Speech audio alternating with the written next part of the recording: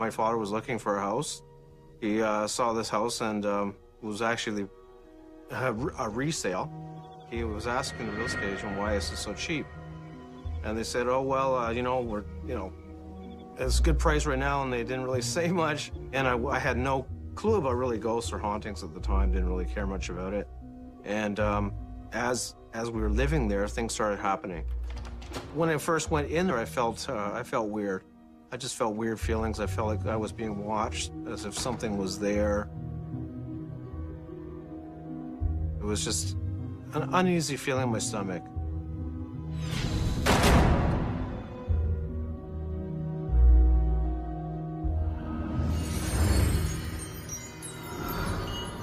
Everybody loves a good mystery, or do they? What if the mystery is a horror story, one that slowly unfolds before your very eyes? And what if it happens in a house that you're living in, but unable to move away from because you're a powerless kid and you don't get to make those decisions? Hello, I'm Lawrence Chow. Today in Ghostly Encounters, we meet Patrick Cross. Patrick's a grown man now, but when he was still a boy in middle school, his family moved into a house in the suburbs of Toronto. Patrick says it was a house with a dark and buried secret. It's the 1950s. Patrick's family moves in, and he gets his first inkling that there is something mysterious about his new home. However, Patrick has no idea just how disturbing and how terrifying that mystery will prove to be.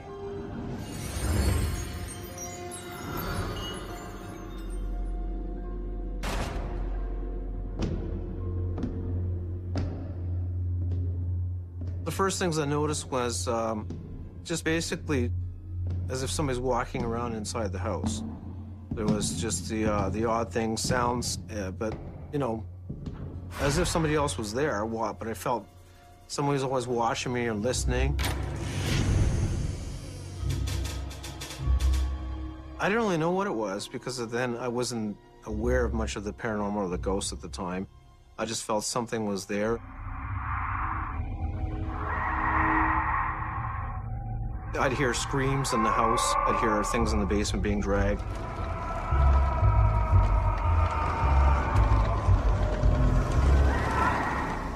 I would go down the stairs, yeah, but I only went down in the daytime. I didn't like going down there at night. I would try to find out where the sounds were coming from.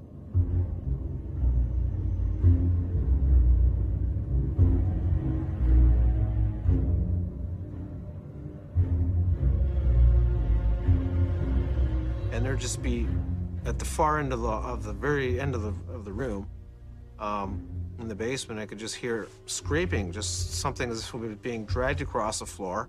I would look and there would be nothing there. It was like a chest being dragged, or furniture, really heavy furniture, and it was nothing there, and I just couldn't figure it out.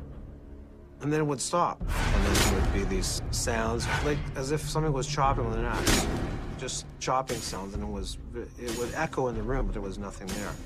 Me being a kid, I was just starting to freak out, and we didn't know what was going on. My father was a devout Christian, so he didn't really care too much what was happening at the time. And he said, oh yeah, the house is settling. That's his answer all the time.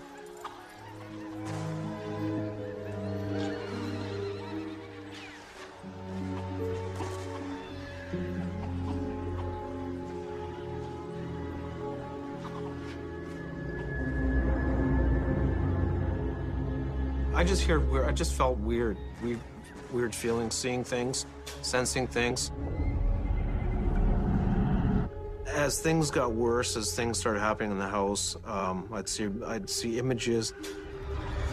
I mostly saw the woman. She was an older lady and a daughter, who I thought, at the time, I probably thought was her daughter, and she would be screaming too. And she would just be appearing as if she was crying out. She'd be reaching out her hand, and I could see her hand just like it was bleeding, like there was blood all around it, but I couldn't, it wasn't defined.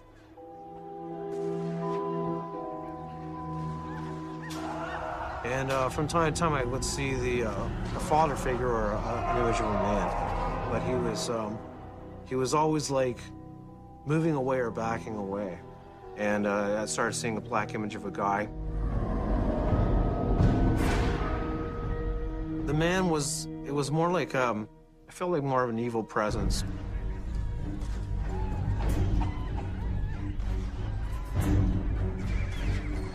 I was very uncomfortable. I would never like sitting in the basement or in the rec room, because you could just hear things walking around, moving around.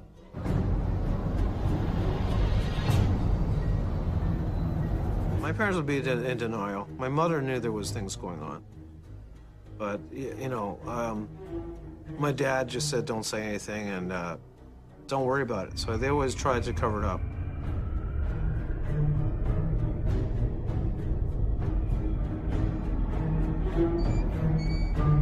I'd go into the kitchen and I was gonna get something to eat from the fridge.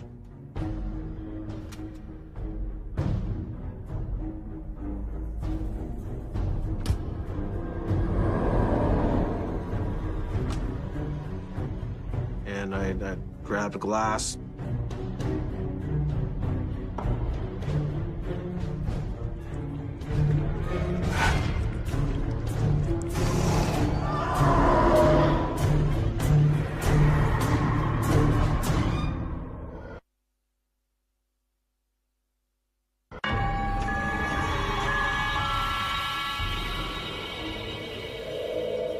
I'd go into the kitchen and I was gonna get something to eat from the fridge.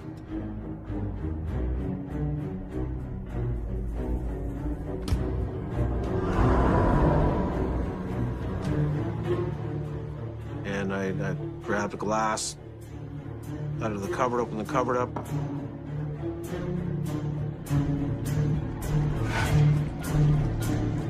And there was just drips of this blood or this fluid coming off the cabinets.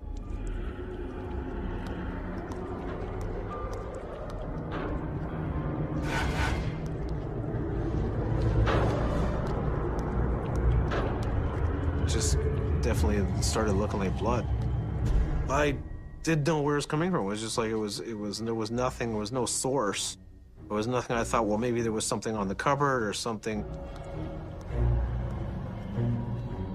I just didn't know what to do. I couldn't handle it. I said, that's it. I'm out of here, you know? I just didn't want to go back in the kitchen.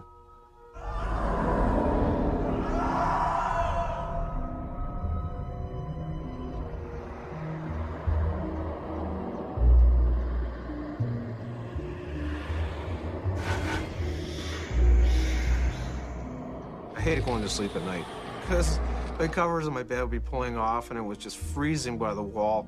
It could be like 85 degrees out in the summer. It was just freezing.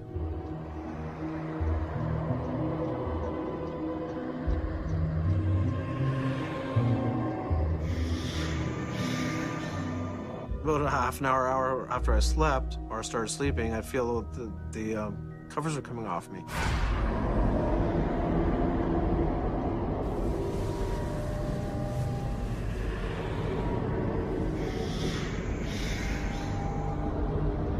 Felt like something was there pulling off the covers.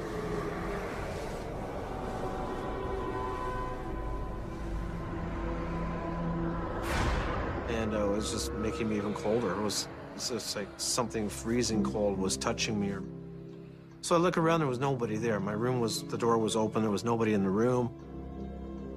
I had night lights everywhere. I was just freaking out. I had to have lights somewhere, and I couldn't see anything, but it was just kept being pulled off. And the drapes started moving on their own, and then it would stop. It happened almost every second, third night, yeah. So I just kind of got used to it. Then I got heavier covers, and I would actually put rocks on my bed. It sounds stupid, but it's like I didn't want the covers to go off, so I'd start putting it on, so like they're not gonna take them off now. It did work. It didn't do anything after that, so.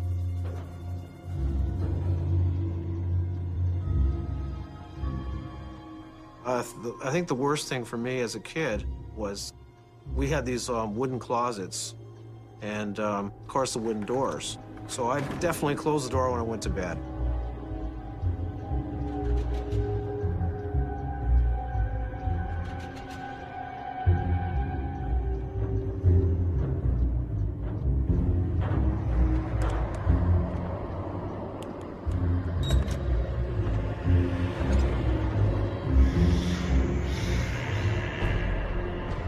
I'd wake up, probably in the middle of the night, the door was half open.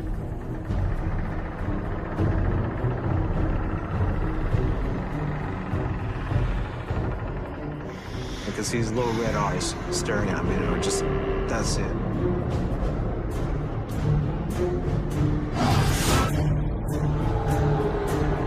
I just put my blanket over my head. I was just freaking out. I didn't know what to do. I got goosebumps, yeah. I got scared. The young Patrick seems to experience the paranormal in almost every way. Smelling foul odors, seeing apparitions, feeling cold spots, and hearing dragging sounds. Our expert Dina Bain-Taylor tells us that violent poltergeist activity affects all the senses, and often it's linked with violent death. So what violence was in the history of Patrick's boyhood home?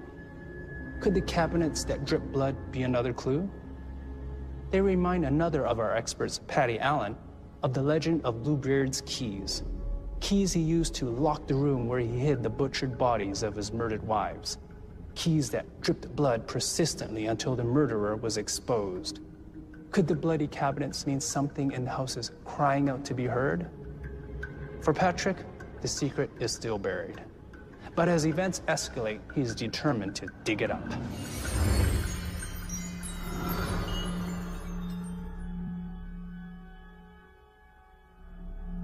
I was in my bedroom, and I'd be listening to music, and I'd come out and I'd hear there was music playing.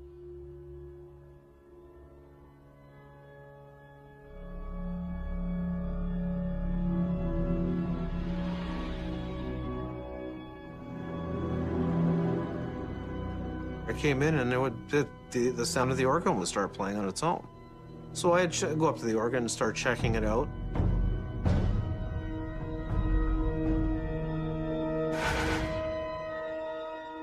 Saying, well, where's the sound coming from? It's, you know, something's playing it. It's just, you can't just play an organ. And it was just bizarre. It was like, almost like just odd sounds, odd music notes. So it just freaked me right out. It sounded like funeral music for sure. And it was unplugged, and I thought, that's it. That was just bizarre. How it can play on its own and make all these sounds.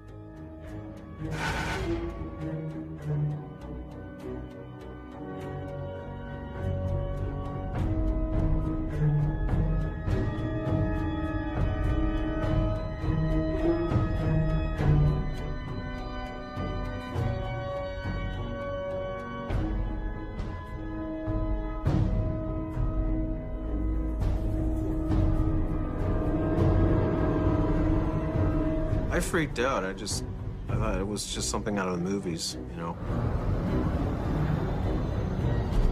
There was always sounds of a man and woman outside the window by the garden, by the tomato garden at night. So I could hear whispering and talking around the garden, and you'd hear like, it's in the tomatoes, it's in the tomatoes. So I'd freak out because my brother would hear it in his bedroom, and we go, we're not eating those tomatoes. Well, that's the first place I was drawn to that I thought, well, we should investigate it and check it out. And I always had visions of something around there.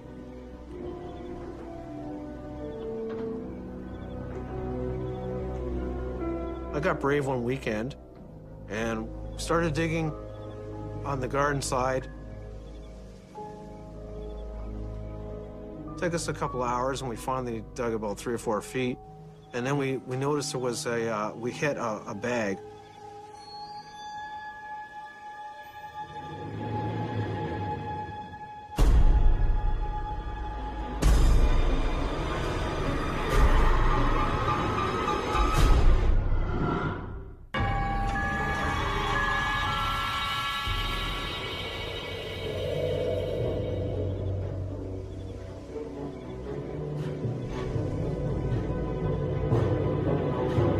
I got brave one weekend and started digging on the garden side.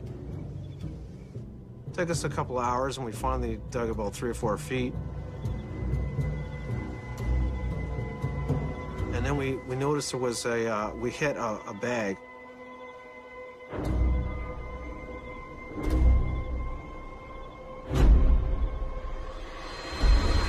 And it was an old plastic bag. probably used for wrapping construction or materials. There was a rope wrapped around it.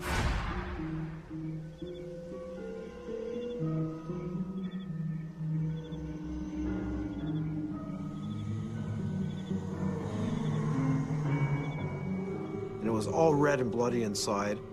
We looked at it, we were just freaking out looking at this bag.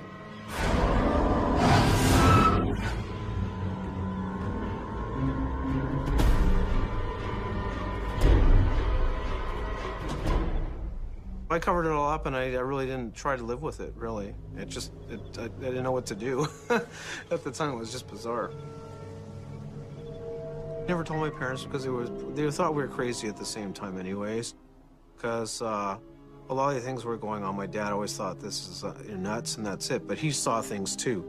So, I mean, you know, he couldn't, every time I told him that, he never acknowledged it, so. I didn't want to tell him about the things in the side of the house.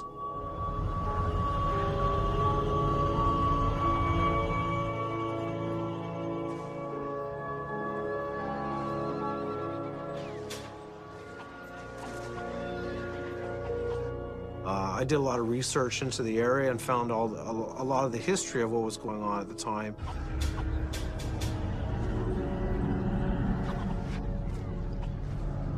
And found out the family previous, who had lived there for a short time, for about 6 months, known as the Barrett family. The son was, I guess, dating this girl in the area.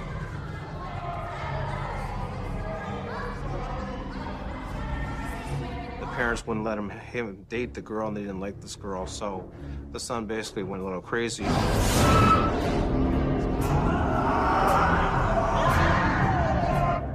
Killed the girl and killed his parents and basically chopped up all the bodies around the house. And apparently did found the axe, so he went insane basically. I'm sure it happened in the basement and that they were killed and they were put into the chest and dragged across the floor up to upstairs. In the 50s and 60s, you know, nobody really could disclose about things, or they kept things shut up about when people were killed or murdered and stuff like that, especially in houses. That was my first experience with ghosts, so feeling that there was something there and moving around and actually things happening, because when you're a kid, you just grow up and you think, you know, you're trying to do everything else a kid does, and then when you start seeing things going on, it makes you wonder for sure.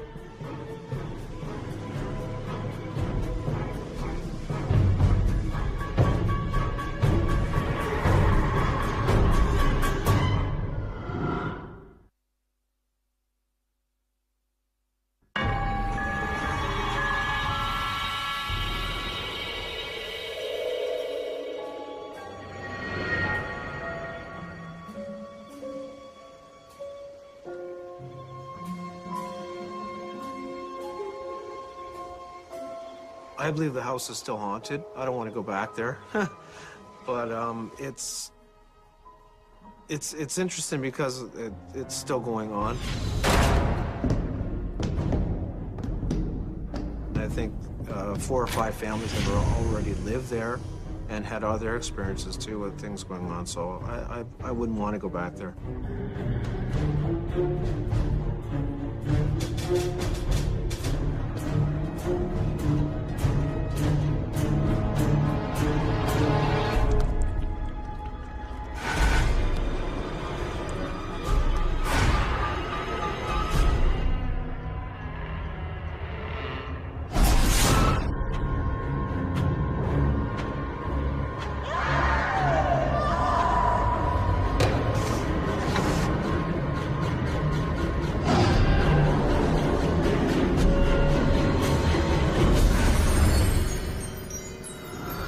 Patrick confronts his fear of the house by literally digging up its terrible secret.